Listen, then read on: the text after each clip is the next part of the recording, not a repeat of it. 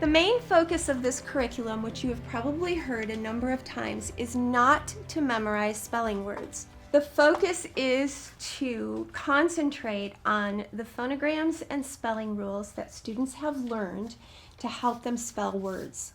It's giving them tools to spell hundreds and hundreds of words as opposed to memorizing a list of spelling words.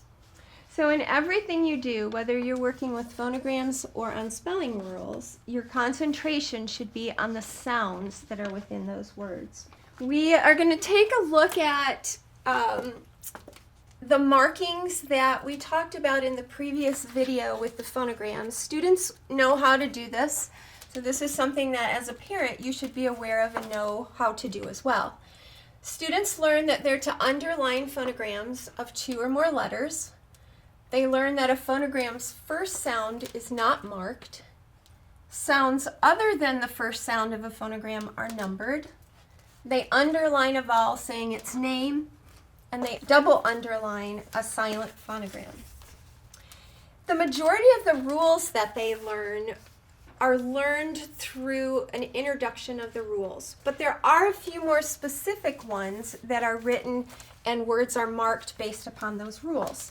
So the first thing that we're going to talk about is the syllable rule, or syllables.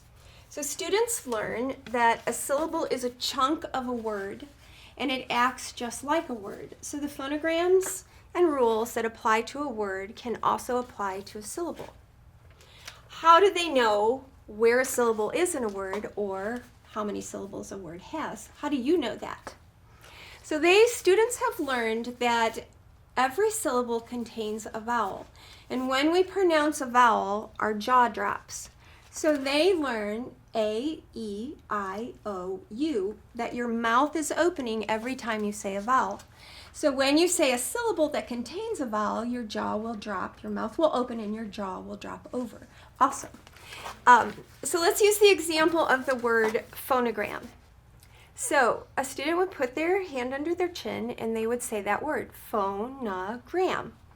Their chin drops 3 times, so they know that that word has 3 syllables. And a syllable is marked by a space and a dot. So students have learned that. So parents, you need to know about that space and that dot as well.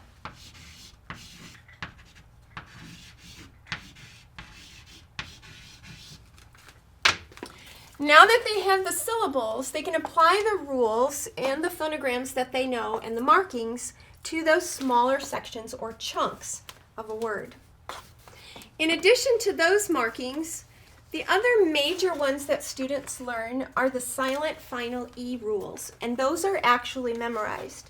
Now on the sheet that you will receive, you will have all of this, but just to do a quick understanding of what they involve, I'm going to go through the 6 different rules for silent final E.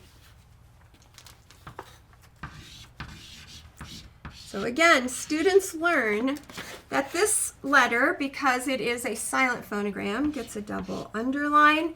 They learn that when a vowel says its name, it gets underlined, and the consonant's going to join in at this time also. This is rule number 1. This silent final E makes this vowel say its name. So they learn this is silent final E, rule 1.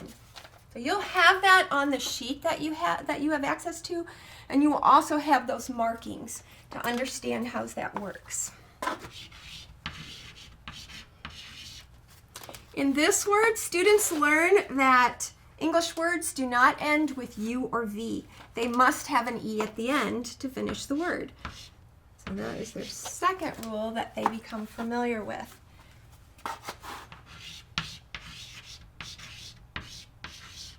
They learn that when a silent final E is at the end of a word, it changes the C to its second sound. So it's not going to say k, it's now going to say s. And in the case of a G, it would not say k, it would say j. So they learn that is number 3, and they learn to mark a word, and you will have access to seeing how that's marked and the reasoning behind it.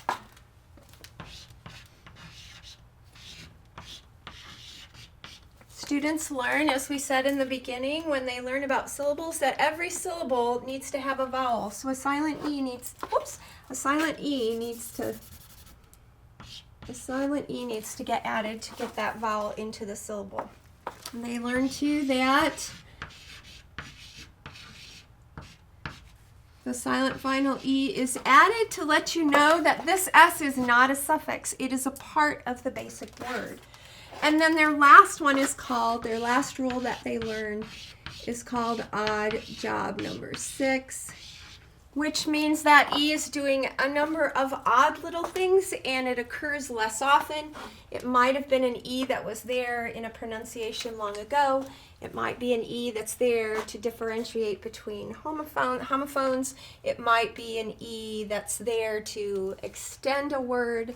They're all just sort of little less specific rules that fall there. These first 5 are the ones that they know well, so you need to know well. So if you're working on spelling words with them, you can understand what's happening there. Then there's one more, a little bit tricky rule that students have learned, and it's called the two-way marking. What they learn is that some words are said one way in speech, but then they're said another way to spell them. And the best example I can give of that for you as an adult is the word Wednesday. A lot of us learned that we said it Wednesday, but we spelled it Wednesday. So we learned a funny way to pronounce it, to spell it. So here are just a couple examples of that.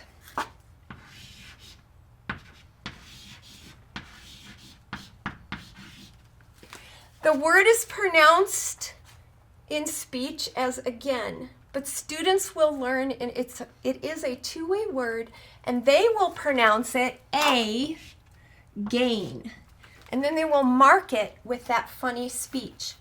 Then they'll go back, because that's not the way we talk, they'll go back and they'll add a little cap above the two parts of that word that were pronounced in a different way. Here's another example of that. We say said, but students will learn to memorize and to pronounce this as said.